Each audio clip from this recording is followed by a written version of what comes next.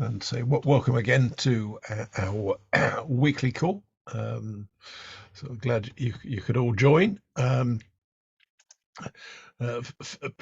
got I think what will be an interesting sort of policy orientated discussion this week. So we'll kick off in a moment with sort of Vittorio talking about the DNS and internet fragmentation, and then we go on, sort of time permitting, to cover a number of other points. But I think, as I say, in the interest of time, before I hand over to Vittorio, this is sort of building on a blog post that you did for the APNIC blog 3 or 4 weeks ago, perhaps, I think. And you kindly agreed to come on the call, just sort of tease out some of the points from that and see if that engenders a discussion. If anyone missed the link when it was shared previously, I just pop it into the chat so you can sort of click on that to see the original post. But I think without further ado, Vittorio, if I ask you just to sort of kick off and just sort of walk us through that and sort of see where the discussion leads. So over to you. Yeah, thank you. Well, it won't take long anyway. So this was born, I mean, partly because the APNIC people were, I mean, very effective in asking me to provide more content, and partly also because I did want to reply to a talk by Geoff Houston. I don't think he's on the call today. I mean, I think many of us saw it at ORC and in other places. I mean, and originally the topic would have to be DNS for you, since his talk started about DNS for you, and then he went through measuring the share of open resolvers used in Europe by, I mean, in general, and by consumer accesses, and so he sort of concluded that there's very few European users that are using the Google's and Cloudflare's resolver, but to me, he and many other people that have been commenting on DNS for you have sort of been missing the point. And I continue seeing this. Even here at ICANN yesterday, I was at dinner with an ICANN board member, and we came to the topic, and again, I heard him complaining that Europe wants to control the internet through the DNS and use the DNS for censorship. So there's quite some misunderstanding of the reasoning behind DNS for you. And then when thinking of this became a much broader discussion on what are the trends that are pushing these kind of solutions, and so where could they lead the DNS industry in general, and how should we prepare for that and decide whether we want to, adapt to this trend or counter this trend, or try to push it in a slightly different direction or whatever. But I think it's time in general, for the community to have some thought on where we are going on this, on the topic of digital sovereignty and internet fragmentation. So, I mean, I will now go very quickly through the post, and then you can read it also if you want. So the point, the first point, the point from which I want to start is that, there are reasons why now that there's this increasing pressure for national regulation of the internet. So we've seen Europe, but now also many other countries starting to do regulation in a much more frequent and strict and detailed way than they used to be. I mean, Europe traditionally was a sort of a laissez-faire approach for the internet. I mean, there were never so many rules around digital markets, and all of a sudden, in the last 2 or 3 years, with the new commission, we start getting like one regulation proposal every 2 months or something like that. And so why is this happening? Well, partly it's because of economic reasons. So because there are now very few very big companies that are located mostly in one part of the world, just in the US West Coast. And then there's a next generation coming from China. But for Europe and basically everyone else on the planet, this means that their markets are being increasingly dominated by foreign companies. And this has a number of consequences that affect the strategic thinking of governments. And then there's the content issue. So again, this is a matter of values in the end, and there are different views around content control across the world. So of course, the American view is that there should not be censorship, and basically any kind of content blocking is censorship. In Europe, there is, country by country, but depending on the country, but there are different thoughts. Given the consequences of history of World War II and whatever, that there are reasons why several countries do want to prevent certain types of content from circulating. And this is not going to be negotiated. I mean, this is part of ingrained in constitutions and in the values of the political and juridical world. And so, I mean, the problem is then how do you effect checks, like sort of border checks on a global network, which was never designed to have borders. And so it's designed basically to send traffic across borders, across multiple countries without actually caring for, I mean, where the content and where the servers are. And I mean, you could imagine in theory that, I mean, some countries are actually imagining this, to break down the internet by country and have a set of national countries with sort of great firewalls in the middle every time you have to cross a border. But I don't think, I mean, nobody wants this. At least nobody in the West wants this. So this is the bad scenario we have to prevent. And I mean, it's possible, even physically, if you think of this. Nowadays in the European Union, there are no border checks anymore. I mean, even if there are border controls and there are regulations that change country by country, I mean, that kind of things are controlled differently, not by stopping people at the border, but maybe by controlling when the goods are sold, transferred, or whatever. And so this is why, I mean, in a way, this is a parallel with DNS resolution, because DNS resolution is something that doesn't actually, I mean, happen at the border between parts of a network which are in one country and parts of the network which are in another one, but still it's sort of the checkpoint where all connections have to go through, and especially consumer ones. And so in the end, it's, I mean, we all know that it's the least bad way of blocking content when it's necessary. And I don't think, again, that this is going away. I mean, and there's nothing, I mean, there's not much we can do about this. This is just the way the internet works. So in the absence of anything better, and in the absence of the desire to create something which could be a better point of control for, I mean, national content control laws, DNS is destined to be the choice that I mean, both providers and governments are adopting for this purpose. And also because this allows controls to, I mean, to act even in the face of uncooperative parties. So, I mean, there is the problem that, I mean, you could take down content, but what do you do if the content is hosted in a country which is not cooperating with you, where law enforcement is not active or is not responding to you? So that's why, in the end, this kind of national control is unavoidable. And same for data localization laws. I mean, this is where DNS4U came into play. I mean, basically the main reason for DNS4U was, I mean, as I understood it, is to prevent European public administration from using servers in the US and DNS resolvers in the US or outside of the European Union because of GDPR, because of Schrems II. So in the recent rulings by the European Court of Justice that say that basically, for the moment at least, transferring sensitive data to the US is basically impossible to do. And so there is a need to have a European DNS resolver that can be used safely, so that, I mean, especially public administrations that have extra requirements can use it and be sure that they're not breaking the GDPR. And the problem is that, I mean, in terms of the industry, especially the technical part of the industry, I mean, we've seen the attempts to go in the opposite direction, and the encrypted DNS was what actually made the problem come up to the attention of politicians and of everyone. So, I mean, because, of course, encrypted DNS was explicitly designed to prevent the use of the DNS as a control tool.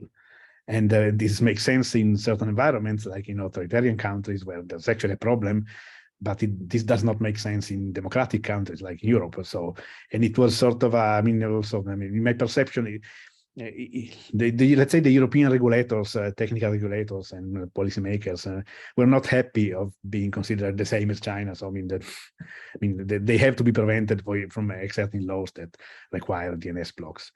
And there was I mean, sometimes there's, I mean, I've seen these comments around the DNS4U, like, I mean, yes, Europe wants to create this all-encompassing censorship system that then they will force everyone to use. So they will make another law and require everyone to use DNS4U as a resolver and then use it to block whatever. And I don't think this can happen because we have a number of other constitutional rights that come into play. So I don't see any possibility that this can happen. But you never know. I mean, the world is going in a bad direction in a way. But for the moment, I mean, I don't see this happening. And also, I don't see the blocks going beyond the, well, we've seen with the war in Ukraine, I mean, what happened to Russian propaganda outlets. So that's maybe the thing that Europe made, which is more similar to censorship. But for the rest, the blocking is mostly about blocking season, blocking illegal broadcasting of live football matches, or this kind of unlicensed gambling, or, I mean, so something which I would not define censorship. So the problem now, I mean, the problem is that you really have to confront with the regulators that have this desire to block stuff. And also, in some cases, they don't understand what they are doing, because in Brussels, at least, the people understand the technical sides of the discussion to a good extent. I was confronted with this consultation in Italy a few months ago, which was really scary, because, I mean, maybe you don't know, I mean, this is a good example because it's happening also in other European countries, but in Italy, like a couple of years ago, they passed a law that requires ISPs to have parental controls on by default on all new internet access services. And then you can call your ISP and say, you know, I don't have children, so please turn this off. And again, this was, I mean, to protect the children. And it was really not discussed with the internet community anyway, but it was done. I mean, proving that these things happen because of political pressure. And then a public administration of the ministry was tasked with implementing this. And they came up with this list of to-do for the ISPs. And the list of to-dos for the ISPs was like, you have to block all global resolvers unless they comply. They also start preventing people, in some way, parental controls for Italian users. So if this doesn't happen, you have to drop all packets for awkward 8, and you have to, and if they try to use encryption like DOH, you have to block port 853, and you have to detect DOH and to block DOH. And so they were really trying to build exactly what we were afraid of. So this world of total control in which they try to block everything. And fortunately, then I and other people replied and explained them that this was not the way to go. And apparently we sort of countered this. But there's really the risk that somewhere in Europe, there will be a government that tries to do these kind of things because they don't understand the problem and they don't feel that they get cooperation by the industry. And so, I mean, I understand the dilemma when I discuss this with other people. There are some people say, I mean, it makes sense. They say, if we start to cooperate with DNS blocks and with governments, with whatever, then we are encouraging them to do this. We are accepting this. And this, by the way, will create costs. And so we're getting us into trouble voluntarily. On the other hand, I mean, you can oppose this, but then if you fail and if they still do it and they don't care about your opposition, then you also don't have a way to orient this in a good direction.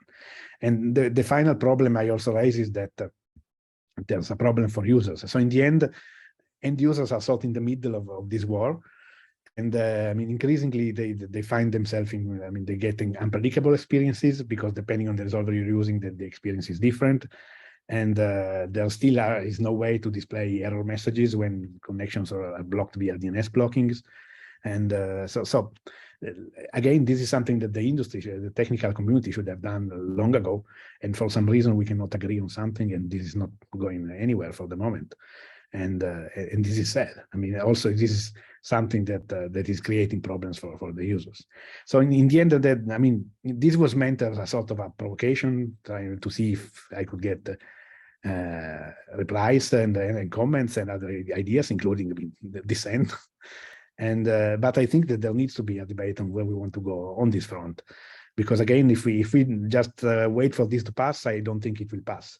I think that digital sovereignty is here to stay, and the world is going in a direction which maybe we don't like, but in a direction of more national sovereignty, not less of it, and more geopolitical conflicts. And we have to be prepared as an industry to take care of this in some way. Brilliant. Thank you, Vittorio. So I take it from that your contention is if the industry does nothing, that bad things will happen, to grossly simplify what you were saying, or there's a risk that bad things will happen because of a perceived need by whether it's politicians, regulators and others to do something. So their chosen something might be quite unpalatable unless the industry engages and maybe provides a viable, palatable alternative. Yeah, I mean, if I may make another example, which was not in this blog post, but I think is also relevant. Last week, there was the deadline to comment on the so-called chat control proposal by the European Commission, which is a proposed regulation that would basically require messaging providers and hosting providers in certain situations under a court order to basically spy upon the communications of all their users and try to scan them for CSAM. And then there's a discussion whether it's just known CSAM, so you have a list of hashes, or it's actually new CSAM, so you have a sort of AI algorithm actually looking at all the email and all the text, the images, and trying to see if there's that naked child is your son and you're actually authorized to exchange a picture, maybe with other people in the family, or if it's a CSAM. And this is just crazy. But the example I want to make is that if you take the proposal, there's an article 10.3, which defines what the industry has to do. And it says now, basically, these providers will have to deploy a technology which is able to effectively detect all CSAM and known and new and whatever, but also must not have access to any other information except the parts of the message that are CSAM. And it must be effective as possible, but it must also be not intrusive, and it must not create false positive cases. So basically, they are writing low a set of impossible requirements that the industry will have to abide by. So this is just creating liabilities for the industry that are impossible to meet. And so, I mean, of course, I don't think that the proposal is going anywhere. There's too much opposition, fortunately. I mean, the reasons are noble in a way, but it cannot work this way. But this is the signal. So there's the tendency, I mean, to say basically to write into law that the internet industry has to make the pigs fly, and then tell the industry now make the pigs fly. And if you don't deal with this before this becomes law, it's going to be a real problem. And I guess to add another topical example for those on the call that are based in the US, I know at the moment there's, I think, legislation in both Florida and I think particularly topically in Texas, which is being interpreted by the state courts as imposing new obligations on social media companies, ironically, to almost do the complete reverse of what Vittorio, you were describing, which is sort of requiring them to sort of basically carry content that they may otherwise be minded to block by putting quite onerous obligations on them that they would have to adhere to if they want to sort of filter content in any way, or at least that's one interpretation. I mean, the problem is often that politicians just react to one single case and write into law. I mean, that must not happen because that's the case that is important to them. So, of course, if you're a supporter of the past administration in the US, maybe you wanted to avoid that social media is blocking the past president supporters and whatever. And if you had the opposite experience, then you will try to write a law that says the exact opposite. And again, this can only be avoided by having systematic discussions and pushing, I mean, correct ways of solving the problem when it's time. Fortunately, in Europe, I mean, I think that the European regulatory process is studied, so it's very slow, very formal, very bureaucratic, but at least it prevents politicians from coming up with something and getting it approved in 3 months or 6 months because so. So I think it's in Europe, this is not going to happen, but still risks are there. Yeah. And either way, I guess the worst case scenario is you've got multiple conflicting requirements in different locations, which makes it really challenging for compliance purposes. Right, well, let's open that up then. I think that's an interesting topic.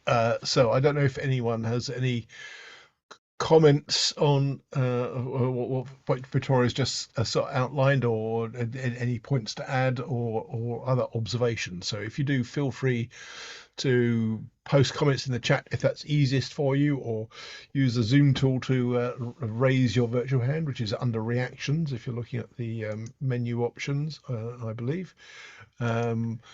Or if all else fails, just unmute and start talking if nobody else is. But Vicky has sort of taken the initiative. So Vicky, please sort of do come in with your thoughts. Yeah, so I actually have written and deleted a bunch of comments already in the chat screen because really almost anything you can say, there's an argument against it. But I just wanted to ask Vittorio a question. It's a nit.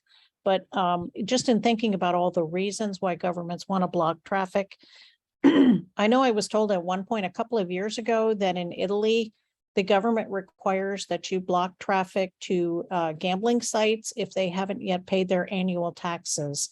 Is that still true? Because that to me is a whole different class of blocking. I'm just curious if that's...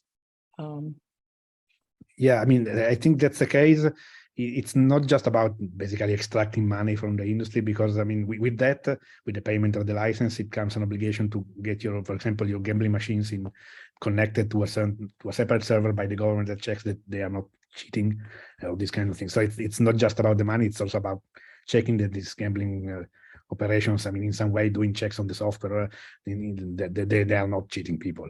But yeah, I mean, indeed, there might be attempts to exert, license control, and so to force people to pay taxes in the country. This is another big issue. You might know that there's a big discussion around minimum tax rates for corporates, especially in Europe, where individual member states are actually competing with each other in lowering tax rates and attracting big tech. Right. I wasn't arguing specifically about the tax issue, but just that I found that alarming, because that's nothing to do with really censorship or content controls, or it's just a completely out of left field. Oh, here's a hammer we have, you know. Yeah, no, it's true. I mean, if they have the hammer, they will use it. Yeah, no, interesting point. I didn't know that. That's interesting to hear. Thank you, Vicky, and good knowledge, Vittorio, of the Italian gambling industry. John, you wanted to come in? Hi, thanks. So I think that there's sort of an implicit statement that you made at the very beginning of this call, which is one that I'd take issue with, and that is that the DNS is the effective way to implement these types of blocks.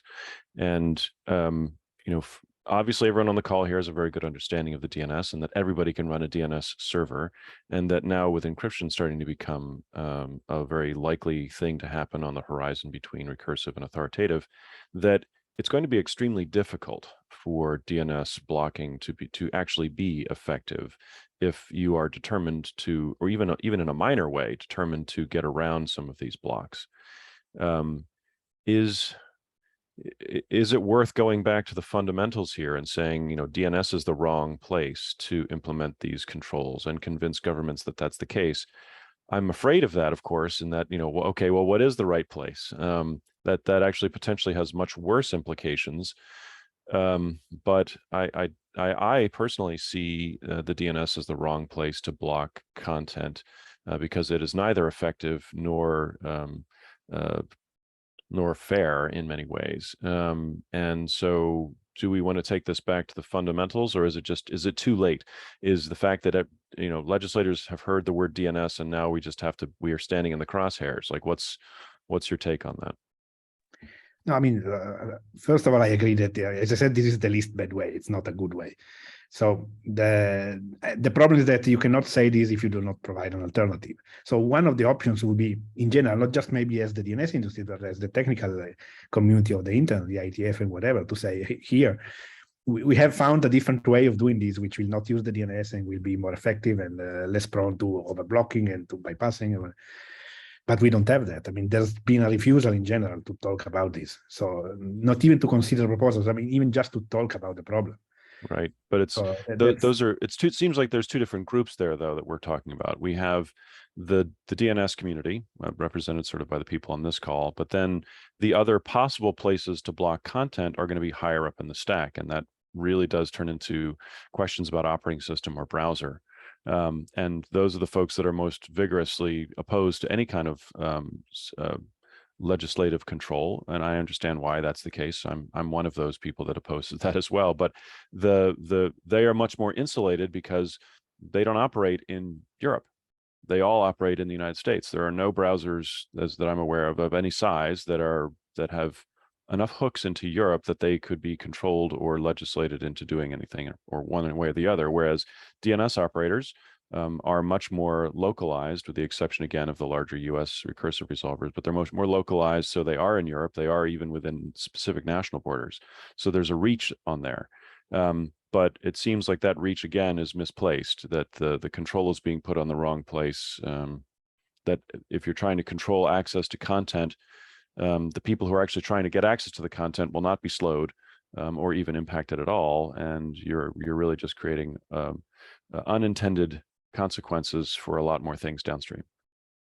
Yeah, I mean, in a way, what is often mentioned as a problem of DNS blocking, the fact that it's relatively easy to bypass it, was actually seen as a feature, at least in the beginning, because it is an intrinsic guarantee against using this too much for political purposes. I mean, if people are really motivated to bypass DNS blocks, they will do so.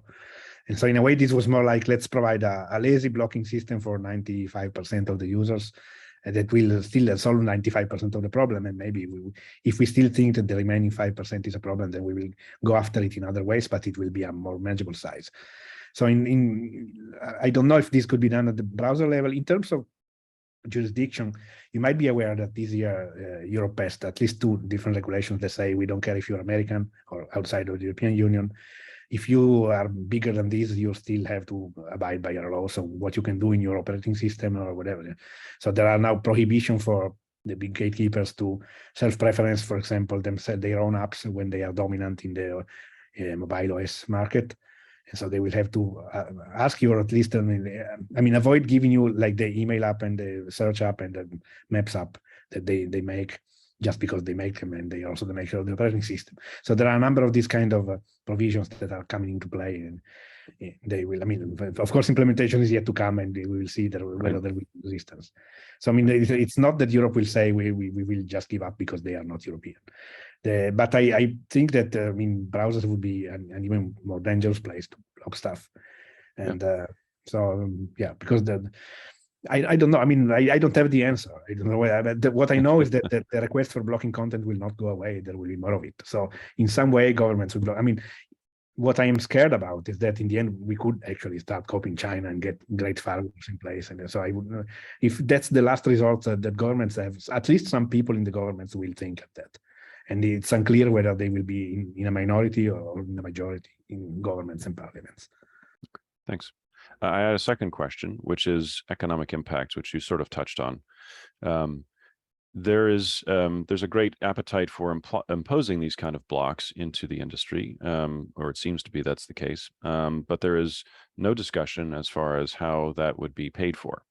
In any of the conversations that you've heard, is there any discussion as far as how that technical implementation cost is distributed across any of the people that need to apply it, especially those, again, that are outside the borders of the jurisdiction in which the blocking is applied? So you're saying that you can apply blocking within a nation, but the costs to apply that blocking that's not the responsibility of the nation. Yeah, I mean, there's not been a discussion also because, you know, until now, this DNS block laws would have applied basically to national ISPs, so to people that are in the country and that are selling internet access. So there was a revenue flow that would cover also the DNS service. And so it was considered that it's just a cost of business. Okay, you're gonna, maybe if necessary, you can increase by €1 the cost of your internet access and pay for whatever we tell you to do. The problem is that, of course, with pure DNS resolver providers that don't have a revenue flow directly connected with the service they provide, this doesn't work. But no, I haven't seen any real discussion because, I mean, from a politician point of view, this is just, again, the cost of making business. So it's like, I mean, you need to have a seatbelt on your car. It's not like we need to pay you to put the seatbelt on the cars you make. It's just, we decide that you need to put seatbelts and it's on you to find the money to do that. What one example I will throw in there, John, which I think you're aware of, but just for the benefit of others, and it may be unique to the UK, but certainly within the UK, if I'm a rights holder and I get a court order to require certain ISPs to block access to, let's say, Pirate Bay, because I can't think of another good example, then in granting the court order, I have to cover the costs of them implementing the blocking. They have to be reasonable costs, so they can't sting me for a ridiculous amount of money unless they can sort of show the court that it's reasonable. But that's the only example I'm aware of where there's some element of sort of funding available. But I think that's the exception, unfortunately. Thanks. The other thought, since we're mentioning China, of course, and I think it's an excellent sort of example. if the industry doesn't engage, as it chose not to engage to a large extent with new IP, the issue doesn't go away. It often goes to another place. I think in the case of new IP, it goes to the ITU. In the case of things like sort of blocking and so on, then yeah, sort of governments will do it anyway. So I guess that's the risk that needs to be sort of weighed up. And I can see Vicky is commenting in the chat. Yeah, so my real question was, Vittorio, I've been thinking, the Great Firewall of China is coming to us. I've talked to regional ISPs in the US who already, for many of their customers, block all the traffic from China, from India, from Eastern Europe, because their customers can't afford the expense of securing their internet connection. And so they just throw a block geographically to try to do not even the 95%, but whatever, 70%, 65% block just for convenience. But my question really was for the CSAM. Typically, does the government say, here's the CSAM block list you have to implement? Or do they just say, go get one? You have to have one. I guess the reason I'm asking is, if the government is maintaining the block list, or that whatever governmental authority is maintaining the block list, then it's sort of down to the kind of questions John Todd was asking about who bears the cost for the implementation, because the responsibility as far as what is blocked and what isn't blocked then is still borne by the government. Because that obviously is a huge problem. Who do you talk to when your kids, when your picture of your kid is blocked or whatever, is being responsive and maintaining and responsible in maintaining such a block list. And, not being over aggressive or, the actual implementation of the block list is really a very direct expression of what the policy is. So are the governments specifying a particular block list? Just for CSAM, it's perhaps the least controversial. So that's really what I'm asking. Yeah, I mean, it depends on the country, it depends on the law. I mean, in general, for let's say the hard blocking lists like CSAM gambling, or usually it's the government that makes the list, and depending on the country, there has to be a court order or at least some kind of evaluation. So a public authority saying these websites and this domain needs to be blocked. And so, I mean, then you only have to care about the software. So you have to get the software. And for example, in the chat control proposal, the proposal is that Europe will create a European center for combating CSAM, and they will manage the lists. And they will also make software and make it available for free to any ISP that wants to use it. And then ISPs are free to either use the free software provided by the European center or to find another software, whatever they want, as long as it has the same functionalities and it can deal with the list provided by the center. In other cases, such as, I mean, the regulation that you must have parental controls, it's more generic. So then you must have parental controls, and then you get parental controls from whatever provider of features. Right. So it seems like there are different, qualitatively different sort of levels. Parental controls is still kind of an area where companies seem to be differentiating on purpose as a marketing thing. Yeah, in a way, I mean, parental controls are a service, while blocking CSAM is a legal constraint.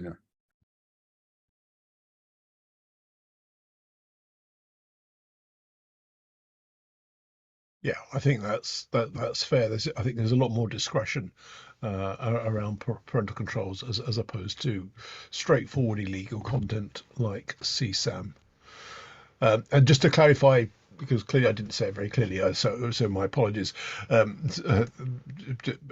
From Tommy commented in the chat about what sort of new IP being a weird example to bring up because of well, and question whether there's any legal requirement to support new IP within the EU, which, for the record, I think that's wholly unlikely. But yeah, as I say, it's probably a poor comparison, except that in both cases, I think certainly within the ITF, there's been a tendency almost to, for some, in some cases, for people to try and ignore an issue and hope it goes away.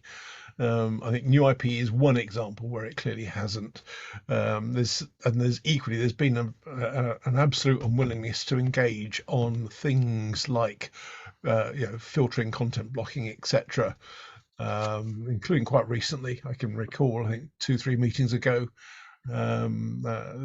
references to giving greater transparency on what or why something had been blocked, and the proposal was sort of referred to by some as an example of the ITF potentially endorsing censorship. So I think it's valid just to be mindful that if the industry ignores it, this and other issues certainly won't go away. And it's I think Vittorio gave an example from Italy where if the industry doesn't engage, some really bad things will be imposed upon it, some of which may well be technically impossible to implement, and probably with big fines attached for not implementing. So that would be pretty unpalatable. So hopefully that clears up that, as I say, any confusion I may have inadvertently caused, so apologies for that. Yeah. I mean, I also don't see new IP coming to Europe, mostly for geopolitical reasons, even before any technical or value reason or whatever. So, but something that we will in some way introduce control points, and then if it can be done, that might be a different story. John, you wanted to come back in? Sure. So I think actually this raises an interesting point in that in the DNS community, ourselves included, having realistic conversations about how this is implemented is taboo, because none of us want censorship in any form. So even having discussions about how you would implement reasonable, the term isn't even as an impossible, but reasonable censorship is not something that anybody wants to have. So as an industry, we are all proceeding like this is not something we want to do, but it's going to happen anyway. So I guess my question is, how do we approach that, right? We can have a unified front in saying that censorship is bad or that any kind of blocking is bad, and then have it applied to us anyway. Or we can have discussions about how we start to, put cracks in the dike, right? And then we get viewed as being, traitors to the cause. And actually, we do actually harm ourselves, because by creating these methods and by creating these tools, we invite additional expansion of censorship models. So there's a very valid reason why everyone doesn't want to have these conversations, because as soon as you have them, suddenly, legislators have this new tool that they can apply to their citizens. So we're kind of in a catch-22 here. Where do we go as an industry? Yeah, so I just want to comment because we keep talking about censorship. Originally, a lot of this blocking was really for network security type of purposes more than censorship. And, this example that I gave, which is just an anecdote and it's several years old, but I don't think it's gone away, of ILEX blocking entire parts of the world. That is not really for a censorship goal, that is for a network security goal. And there is a tremendous amount of overlap there. And there's such different goals. I mean, I could imagine if we say, okay, no filtering, the same thing could happen to internet connectivity. It kind of as happened already to email. I mean, text messaging is becoming so overwhelmed with spam, that's nearly unusable. So, I mean, we can't say, oh, you can't have nobody operates a network without some filtering. It's really a question of where and what, right. This is actually part of the court case we have in Germany. It's really not a tenable position to say no filtering. The question becomes, with cooperation of the end user or not. And that's where it comes down to. If you're doing something, if you're doing filtering for securing your own network, meaning that your own intentions, or you're securing your users with their intentions, meaning that they want that, then that's a totally different story. But if it's unwitting, meaning that it's applied to you whether you like it or not, then that becomes that's where we get down to what's called censorship, right? So it's security versus censorship is the willing participation of the people doing the blocking. Right. And then, of course, what constitutes willing? I can imagine another really long thing with a little click to accept button at the bottom. One of the comments I deleted earlier, I'm American and I am very, parochial or whatever, so I don't really understand how the EU borders work. But my understanding is when you fly through those borders and they take a picture of your passport, that the information that you pass the border is communicated after the fact, and that's considered adequate for border control. And I'm not proposing this. It's a little scary actually thinking, but I could imagine that there might be an interest at the government level in simply knowing what the different providers are blocking. I'm not sure if it's any of their business, but they're most interested in who is trying to reach the sites, which is the terrifying part. Right. So that obviously nobody wants to give them that, but I can see, for instance, that a provider is providing very filtered, excessively filtered limited access, and that somebody should be ensuring that they're not marketing that as internet access when it's, Facebook internet, or I don't mean to pick on Facebook, but I guess that's where, depending on the market situation that you're in, if you've got competition amongst ISPs, then excessive locking would probably lead to some adjustment in market share over time if carrier A is doing something excessive, carrier B isn't. Now I know that there's not a great degree of competition amongst ISPs in some markets. There's rather more so in others. In fact, I think in the case of the US, you don't typically have retail ISPs with wholesale access to fixed networks, whereas I think in most, if not all, European countries, you do typically have wholesale access to the network. So you've got a lot more competition amongst ISPs, which would probably take care of really bad behavior. It also gets down to whether or not the user knows why they're not being able to connect one way or another. People have, multiple resolvers configured.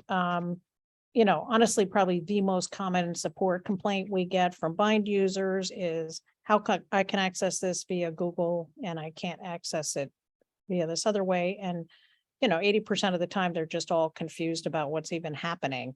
So I think without having some kind of reporting to the end user about what you blocked for them or on their behalf, it's a little hard for them to know. Yeah.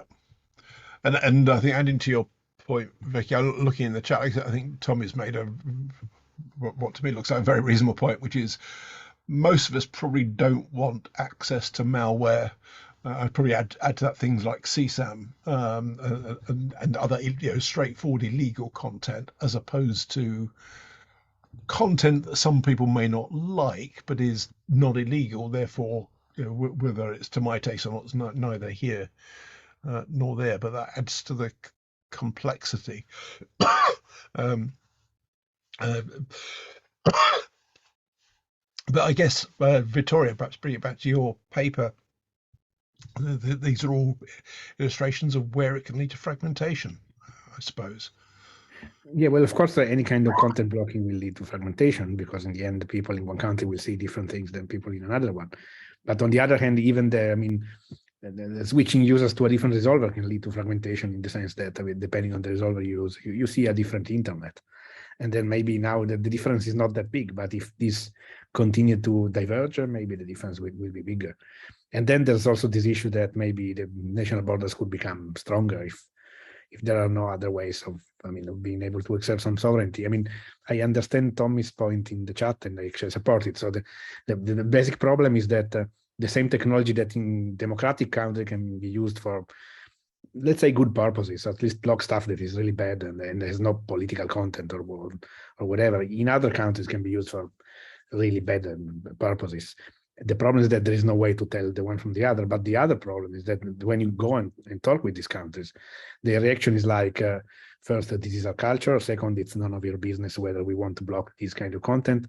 And it should be upon us, upon our own country to decide whether certain content is desirable or undesirable, and not on the global tech industry or any other external factor or country or so on. So that's so in the end, we are all living in this very big tension between a global network and an aspiration for a global world with human rights that are the same for everywhere, for everyone, everywhere. So, and the fact that countries do want to be countries and to be independent, and for them, independence means being able to block stuff which in the West is considered pretty normal and actually good. So I wonder, perhaps as a sort of closing thought on this, since I'm sort of touched on it almost accidentally, that the proposal in the excuse me, the Deprive working group to provide more detail, sort of error messages, if you like, with an explanation of that something has been blocked, why and by whom. Maybe that is an aspect that we need to explore further, so that, because ultimately governments and others can decide to block stuff, but if there's more visibility that it's happening, that might be perhaps the only defense against overzealous use of blocking, at least if it's known about. That's something. And then depending on where you are, so the market conditions, etc., you may have an option to change provider. In some cases, albeit not all, but at least you'll know that it's happening if your browser or other application tells you. Just a thought.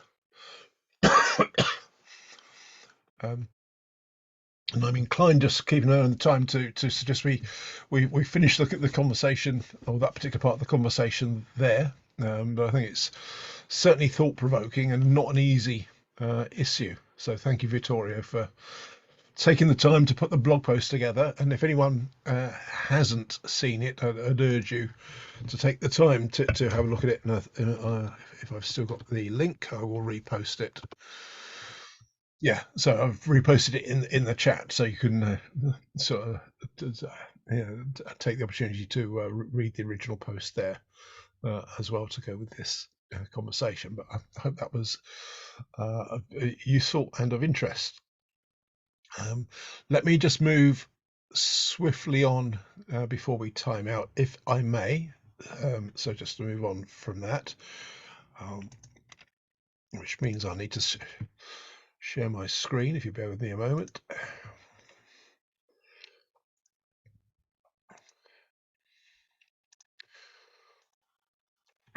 All right, so just briefly, and I will only go through these very briefly, a few interesting things in the press this week. Probably just a couple I highlight. One is at the top of the screen there, Jeff Houston of APNIC, talking on about centralization. So that's on the you can actually hear Jeff, so it's not an article this time. You can actually hear him talking about it on their podcast, and you also see immediately below that, as Vittorio's kindly sort of spent time with us from Open-Xchange, that Power DNS is now, or has evolved over time, is now sort of fully cloud native, and you can see the rationale behind that claim by clicking on that link onto the one of Open-Xchange's blog posts. The other thing I mentioned, since it was on my mind, which is why it prompted me to think about new IP, the one towards the bottom, which is the DNS Research Foundation has just published a short report on new IP, which I thought was interesting. So if you have a moment, that's certainly worth a look. And then final thing I mentioned on that slide is if you're planning to go to ITF 115 in early November in London, if you are intending to register, the early bird registration cutoff is 23:59 UTC today, after which it bumps up by an amount. I can't remember the exact amount, so worth registering if you're planning to attend.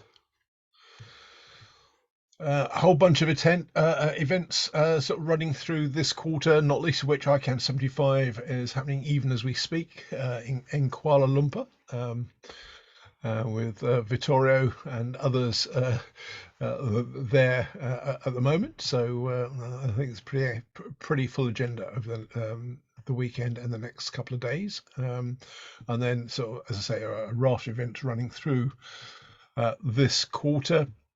One thing I mentioned at the bottom of the slide is there's a call for topics to be considered for EuroDig 2023, which, even though that's sort of 9 months away, I think they intend this calendar year to have an outline list of issues to be covered at EuroDig. So if you have any thoughts on issues you'd like to see talked about at EuroDig, then the link's there to put those proposals in.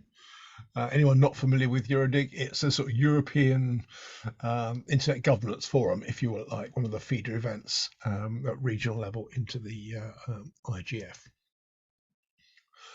And then sort of lastly from me, you can see we've got a few topics coming up over the next few weeks, including next week, the impact of encrypted DNS on internet filtering. Then the week after, DNS abuse. And then we got the sort of DNS Research Federation, which I mentioned earlier. So Emily Taylor is going to come along to talk about that. And then immediately before the start of OARC 39 and RIPE 85, we'll do some highlights from that. And also Chris Box will join to talk about network collaboration using path signals, which is also potentially pertinent to this topic, or maybe. So that, I think, is everything I'm going to take time out with today. So anything that anyone else wants to come in on before we time out, then now's an opportune moment to do so, including anything that have been posted in the chat whilst I've been talking, which I couldn't quite keep up with. Then feel free to jump back in if you can do so within the next 3 minutes.